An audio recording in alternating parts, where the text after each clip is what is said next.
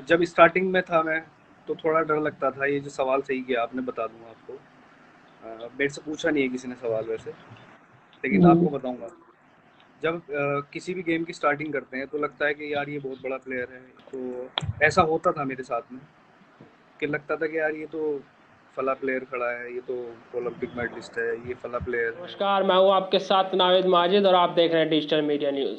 कहा जाता है कि गांव के लोगों को सपने कम देखने चाहिए, लेकिन गांव के लोग अगर सपने देखें और उसमें पूरी मेहनत करें तो गांव या शहर नहीं देखते। वो सपने मेहनत पर आधारित होते हैं। जो जितनी मेहनत करता है उतना ही सपने साकार होने की उम्मीदें रहती हैं। वहीं आज हमारे साथ जुड़ेंगे 10 मीटर एयर पिस्टल स्पर्धा में विश्व रिकॉर्ड हासिल करने वाले तथा भारत के लिए गोल्ड मेडल लाने वाले श्री शहजाद रिजवी जी, जिनसे हम बात करेंगे कि कैसे मेरठ के एक छोटे से गांव छोटे मवाना से उठ करके मैक्सिको तक वह पहुंचे और भारत के लिए गोल्ड मेडल लाए। यहाँ तक पहुंचने में उन्हें क्या क्या अड़चने आई और किस किस ने उनका सहयोग किया, उनकी इंस्पिरेशन क्या थी। काफ़ी सारे सवाल हैं जो हम उनसे करेंगे। थोड़ी ही देर में हमारे साथ जुड़ेंगे शहजाद रिजवी जी। शहजाद रिजवी जी मेरठ के रहने वाले हैं। मेरठ के साथ साथ पूरे भारत की शान बन चुके हैं। 2018 में गोल्ड मेडल ला चुके हैं। जी बहुत बहुत शुक्रिया शहजाद भाई, आपने हमारे लिए वक्त निकाला। आपका बहुत बहुत स्वागत है हमारे चैनल में। Thank you. सदर भाई, आप एक छोटे से गांव, मेरठ के एक छोटे से गांव छोटा मवाना जी। से निकल करके पूरे भारत में एक नाम रोशन करते हैं। कब लगा आपको कि मुझे शूटर बनना चाहिए और मैं बनकर ही रहूंगा? कब लगा आपको? ये शौक मुझे वैसे बचपन से ही था। और जी। 2009 में मैं एयर पिस्टल शूटिंग में आया। जी। बचपन में वैसे गांव में गुलेल, एयर गन वगैरह ये सब चलाता था। पहले से ही शौक था कि मतलब इसी लाइन में जाना है, शूटर बनना है। और मेरे घर में शूटर हैं पहले भी। एक शूटिंग फैमिली है मेरी पूरी। जो मेरे बड़े भाई हैं, रैया भी, अच्छा। जी जी। वो डबल ट्रैप किया करते थे उस टाइम। तो मुझे भी ये था कि बड़ा होकर मतलब शूटर ही बनना है, और किसी चीज़ में इंटरेस्ट नहीं था ज़्यादा। पढ़ाई में भी ज़्यादा इतना इंटरेस्ट नहीं था, और इसी वजह से मैं मतलब हाई स्कूल के बाद स्टार्ट कर दिया था ये मैंने, प्रोफेशनल तरीके से। अच्छा। शुरुआत हुई थी जी। इसकी मेरी पिन पॉइंट शूटिंग रेंज से। और अच्छा। उसके बाद फिर दिल्ली करनी सिंह जाने लगा मैं डेली यहाँ से प्रैक्टिस करने के लिए। तो 2009 में स्टार्ट हुई है मेरी शूटिंग।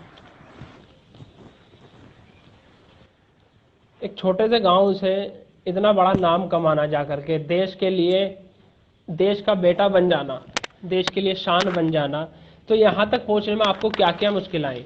देखिए, काफ़ी स्टार्टिंग में काफ़ी मुश्किल आई, क्योंकि मेरठ क्षेत्र में उस टाइम पे कोई सही गाइडेंस देने वाला नहीं था। कोचिंग में कोई ज़्यादा अच्छा, कोई ऐसा रेंजेस वगैरह भी नहीं थी, फैसिलिटी बहुत कम थी।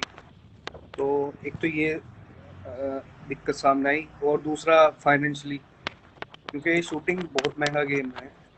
और स्टार्टिंग में बहुत प्रॉब्लम आई। उसके बाद फिर जैसे जैसे स्टेप बाय स्टेप आगे बढ़ता रहा, उसके बाद फिर पता लगता रहा कि इंडिया टीम में आने के लिए क्या है, क्या प्रोसीजर है। मतलब पहले नेशनल खेलो, फिर उसके बाद ट्रायल्स। तो जब ये सब चीज़ें पता लगने लगी, फिर थोड़ा आसान हुआ। बाकी अपनी तरफ से तो मेहनत में तो कोई कमी नहीं थी। मैं शूटिंग स्टार्ट करने के 3 महीने बाद ही पहला नेशनल खेल चुका था। और फिर 2014 में मैं वर्ल्ड चैंपियनशिप के लिए सिलेक्शन हुआ मेरा जूनियर में। और तभी मैं इंडियन एयरफोर्स में ज्वाइन किया मैंने। मेरे पास ऑफर आया इंडियन एयरफोर्स से। अभी मैं इंडियन एयरफोर्स में हूँ, जूनियर वारंट ऑफिसर की रैंक पे हूँ। तो उसके बाद एयरफोर्स में आने के बाद तो फिर सारी फैसिलिटीज़ मिली मुझे। कोचेज़ भी मिले, वेपन भी मिला, एमुनेशन भी मिला, अच्छी ट्रेनिंग मिली, सब कुछ अच्छे तरीके से मिला। तो फिर आगे बढ़ता चला गया। और 2014 से 2021 तक मेरे बैक टू बैक मेडल हैं। 2014, 15, 16, 17 नेशनल इंटरनेशनल लेवल पे बैक टू बैक मेडल दिए हैं। कभी जैसे फाइनेंशियल प्रॉब्लम है, सबसे महंगा गेम बता रहे हैं आप शूटिंग का, तो कभी ऐसा नहीं लगा कि यार छोड़ देते हैं, नहीं हो पाएगा मुझसे ये? जी। कभी ऐसा मन में आया अ, हो? एक दो बार हुआ है मेरे साथ ऐसे ही। 2012 की बात बताता हूँ मैं आपको। 2012 में मैंने मतलब मेरा ट्रैवल करना पड़ता था मुझे गांव से। तो पापा ने क्या किया, ऊपर छत पे मेरी रेंज बना दी, एक manual range, manual target range. वो खर्चा बचा, एक तो रोज जो आना जाना था। दूसरी जी। चीज़, जब घर पे मेरी रेंज बनी तो मैं सेल्फ प्रैक्टिस करने लगा अपनी। कोच के टच में था, बात कर लेता था फ़ोन पे, ट्रेनिंग प्रोग्राम ले लेता था। तो 2012 में जब मेरी रेंज बनी ऊपर अपनी, तो मैं टाइम ज़्यादा देने लगा, मतलब अपने शूटिंग को ज़्यादा टाइम देने लगा। 8 घंटे, 10 घंटे, 12 घंटे भी कर लेता। तो जो ट्रेनिंग में मेरा स्कोर आ रहा था उस टाइम, 80 प्लस आता था स्कोर, 88, 90, 88, 90, 85, 585 आउट ऑफ 600। तो कंटिन्यू चल रहा था मेरा स्कोर 2012 में होम प्रैक्टिस पे। तो जब मैं कभी किसी कंपटीशन में जाता था, वो स्कोर डाउन हो जाता था। जैसे एक बार वर्ल्ड चैंपियनशिप के लिए सिलेक्शन के लिए, मतलब मेरे ट्रायल्स थे दिल्ली में जूनियर वर्ल्ड जी। चैंपियनशिप के लिए, और मेरा उस टाइम अच्छा चल रहा था, काफ़ी अच्छी परफॉर्मेंस चल रही थी घर पे ही, और मेरा स्कोर काफ़ी अच्छा आ रहा था, 590 प्लस आ रहा था मेरा उस टाइम। तो जैसे ही मैं एक तो एक्सपीरियंस कम था खेलने का, जी। एक्सपीरियंस कम था, दूसरा रेंज अलग थी थोड़ा सा। तो उस टाइम इतना पता नहीं था, थोड़ा साइकोलॉजिकल प्रेशर हुआ मेरे ऊपर या क्या, कुछ थोड़ा प्रेशर था। उस ट्रायल्स में मैं 555 या 560 कुछ ऐसे ही स्कोर किया था। तो उस टाइम थोड़ा नर्वस हो गया था कि यार यहाँ इतना अच्छा करता हूँ और बाहर दूसरी रेंज में जाने के बाद डाउन आ जाता है मेरा स्कोर। खैर एक दो बार हुआ, तो एक बार तो ऐसा हुआ कि मुझे छोड़ना पड़ा बीच में, ब्रेक लेना पड़ा एक दो महीने के लिए। घर पे अच्छा स्कोर करता था, बाहर जाके डाउन आ जाता था बिल्कुल। तो घर वाले पापा बोलने लगे कि यार यहाँ तो अच्छा चलाता है, तो वहाँ बाहर जाके पता नहीं क्या हो जाता है। और थोड़ा एक्सपीरियंस की कमी थी, और मतलब कोई समझाने वाला नहीं था, सही तरीके से गाइडेंस नहीं मिली उस टाइम पे। और बचपना था थोड़ा, तो मेंटली प्रेशर भी हेल्प नहीं कर, वो कंट्रोल नहीं कर पाता था उस टाइम। तो एक दो महीने का फिर ब्रेक लिया कि भाई शूटिंग नहीं करनी, अपना कुछ और देखेंगे, या तो पढ़ाई करूँगा या पापा के साथ, पापा कॉन्ट्रैक्टर हैं। तो पापा बोले मेरे साथ आ जा, पहले ये एक्सपीरियंस ले ले, उसके बाद जब पैसा होगा थोड़ा तेरे पास में फिर कर लेना बाद में। वेपन तेरे पास आ ही गया अपना। वेपन मुझे ये है कि घर वालों ने बहुत हेल्प किया मेरा, कि मुझे वेपन स्टार्टिंग में ही मिल गया था 2-3 महीने की प्रैक्टिस के बाद ही। तो फिर बीच में एक महीने के बाद एक महीना ब्रेक किया मैंने, रेंज भी ऐसे ही बना हुआ था मेरा, सब कुछ था। फिर साल में 4 ट्रायल होते हैं किसी। तो फिर उसके बाद एक महीने का ब्रेक लिया, फिर एक महीने बाद पापा फिर बोले कि एक बार और मेहनत कर थोड़ा। तो फिर क्या किया मैंने कि अपना जो मेरी कमज़ोरियाँ थी उसको लिखता था डायरी में, फिर उस पर वर्क करना शुरू किया 1 साल। जी। फिर सबसे पहला मेडल लिया मैंने 2013 में, एक नेशनल लेवल की चैंपियनशिप थी पूना, उसमें ब्रॉन्ज मेडल अच्छा। लिया।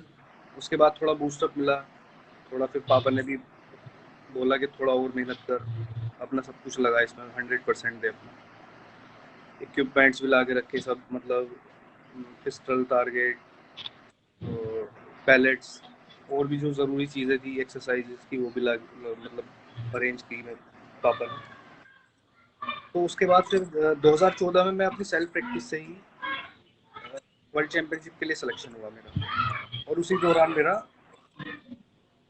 सिलेक्शन हुआ, वर्ल्ड चैंपियनशिप जाने से 10 दिन पहले ही इंडियन एयरफोर्स में ज्वाइन किया मैंने। तो इंडियन एयरफोर्स में आने के बाद जब वर्ल्ड चैंपियनशिप खेल के आया मैं, तो उसके बाद फिर फैसिलिटीज़ मिलने लगी बहुत अच्छी। एक कोच भी प्रोवाइड किया मुझे एयरफोर्स ने। फिर 14 के बाद तो फिर किसी चीज़ की प्रॉब्लम थी नहीं मुझे। इक्विपमेंट, पिस्टल, कोच, फिजियोथेरेपिस्ट, हर चीज़ मतलब सब मिली, मेंटल ट्रेनर, ये सब कुछ फिर इंडियन एयरफोर्स ने मेरे हेल्प किया मुझे। और तब से अब तक मैं इंडिया टीम में हूँ अभी करंट। अभी मेरा नाम ओलंपिक्स के लिए गया है reserve shooter, as a reserve shooter. तो जी। अभी 2021 में जो दिल्ली वर्ल्ड कप हुआ था, उसमें हमारा मेंस टीम में गोल्ड था, सौरभ, मैं और अभिषेक वर्मा की। तब से अब तक चला आ रहा है मेरा, मतलब।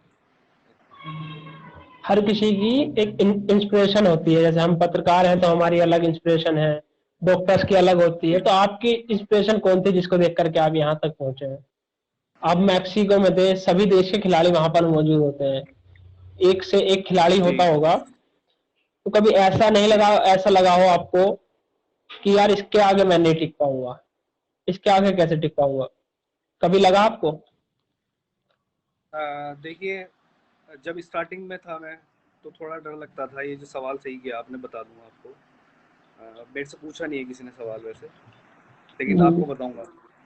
जब किसी भी गेम की स्टार्टिंग करते हैं तो लगता है कि यार ये बहुत बड़ा प्लेयर है। तो ऐसा होता था मेरे साथ में कि लगता था कि यार ये तो फला प्लेयर खड़ा है, ये तो ओलंपिक मेडलिस्ट है, ये फला प्लेयर है, अब तो यही जीत जाएगा। क्योंकि उस टाइम मेंटल लेवल जो था वो बहुत कम था। लेकिन जब उसके बाद में एक्सपीरियंस आता गया, उसके बाद फिर कोई भी हो फिर तो सामने। वैसे जो ये है, ये वाला सवाल आपने पूछा, वैसे मैंने कभी सोचा नहीं कि मेरे आगे कौन खड़ा है। मुझे तो अपना पर्सनल बेस्ट देना है। और मैक्सिको में भी यही हुआ मेरे साथ। मुझे पता नहीं था जिसको हराया था मैंने, वो ओलंपियन है, क्रिश्चियन डेट्स। 25 मीटर का 25 मीटर 25 मीटर में वो ओलंपिक मेडलिस्ट भी है, और 2017 में उनका रिकॉर्ड भी था। वर्ल्ड कप में रिकॉर्ड था, फाइनल रिकॉर्ड। उनका रिकॉर्ड ब्रेक किया था मैंने। तो जब मुझे पता लगा कि गोल्ड हो गया मेरा, उसके बाद जब बाहर निकल रहा था मैं रेंज से मेडल लेने के बाद, जी। तो मीडिया वाले बोले कि आपने वर्ल्ड रिकॉर्ड बनाया है, आपको कैसा फील हो रहा है? तो उस रिकॉर्ड के बारे में पता ही नहीं था मुझे, मैक्सिको वाले रिकॉर्ड के, कि ये क्रिस्टियन रेट्स का रिकॉर्ड था पिछले साल जो मैंने ब्रेक किया था। तो कभी ऐसा जी। लगा नहीं है। बाकी जो कोई भी प्लेयर आया, जैसे किसी ने चैलेंज किया, वैसे तो किसी ने चैलेंज किया नहीं ऐसे कि भाई जी। मैं तुझे हरा दूंगा या मैं किसी को हराऊं ना। मैंने कुछ सोचा कभी ऐसे कि भाई कोई भी खड़ा है सामने, कोई दिक्कत नहीं, मुझे तो अपने सिर्फ अपना बेस्ट देना है। सैदर में जो नए लड़के हैं, जी शूटिंग में इंटरेस्ट रखते हैं, शूटर बनना चाहते हैं और आप ही की तरह देश के लिए गोल्ड मेडल लाना चाहते हैं, तो जी। आप उन्हें क्या मैसेज देना चाहेंगे? उन्हें क्या मैं करना तो चाहिए, किस तरीके से जो शुरुआत करनी अभी चाहिए? बिगनर हैं उनको ये मैसेज देना चाहूँगा, बच्चों को, कि कोई भी काम करें उसको पूरी लगन से करें। कोई भी फील्ड हो, उसको टॉप जी। लेवल पे करोगे, अगर अगर उसको टॉप लेवल पे करोगे तो ही कामयाब होगा। और टॉप लेवल आएगा धीरे धीरे अपनी सेल्फ प्रैक्टिस से, करेक्शन करने से। कोई भी फील्ड हो, मैं ये नहीं कह रहा कि शूटिंग ही करनी है, पढ़ाई भी हो, तो एक अपना सबसे पहले टारगेट बनाओ, उसको डायरी में लिखो कि मुझे इस लेवल तक पहुंचना है। जैसे मैंने पहले टारगेट बनाया अपना, मुझे 2016 का ओलंपिक गोल्ड लेना है। फिर उसके बाद मैंने 2020 का बनाया, तो अभी तक नहीं मतलब पूरा हो पाया, लेकिन मेरा प्रयास जो है वो जारी है अभी तक। अगर 20 में नहीं होता मेरा, फिर 24 के लिए तैयारी करूंगा, 24 में नहीं होता 28 के लिए, मतलब रुकना नहीं है। जी। कोई भी परेशानी आए, मेरे साथ भी बहुत सारी परेशानी आई है, वो सारी मतलब बता नहीं सकता मैं आपको। बहुत सारी परेशानी आती है। तो जी। जी। यही कहना चाहूँगा युवा छात्रों से कि निराश ना हो और कंटिन्यू मतलब अपना अभ्यास करते रहें। कोई भी परेशानी आए, परेशानी जो आती है वो एक सक्सेस की निशानी होती है। जी। जो आदमी सक्सेस की तरफ चलने लगता है, उसके साथ में परेशानी आनी शुरू हो जाती है। तो उनको इग्नोर करना है, उनसे लड़ना है। और ये कहना चाहूँगा फिर दोबारा कि सबसे पहले एम बनाओ अपना, और एम भी बड़ा होना चाहिए। अगर आपका एम बड़ा होगा तो रास्ते भी वैसे ही बनते चले जाएंगे। जी, बिल्कुल।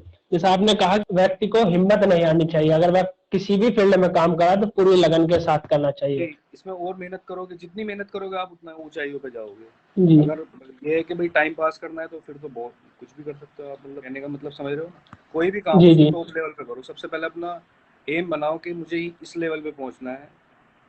रास्ते अपने आप बनते चले जाएंगे। जी। परेशानी आएंगी, बहुत परेशानी आएंगी, क्योंकि जब हम बड़ा सोचते हैं तो परेशानियां भी बहुत ज़्यादा आती हैं। जी, बिल्कुल, मेहनत करने वालों की कभी हार नहीं होती। बहुत-बहुत शुक्रिया सर, आपने हमारे लिए वक़्त निकाला, धन्यवाद। जी, थैंक यू भाई। बहुत-बहुत शुक्रिया सर। थे हमारे साथ शहजाद रिजवी, जिन्होंने भारत देश के लिए गोल्ड मेडल लाए और इस टाइम मेरठ मेरठ के साथ-साथ पूरे देश की शान बने हुए हैं। बहुत-बहुत शुक्रिया, चलते हैं। नमस्कार।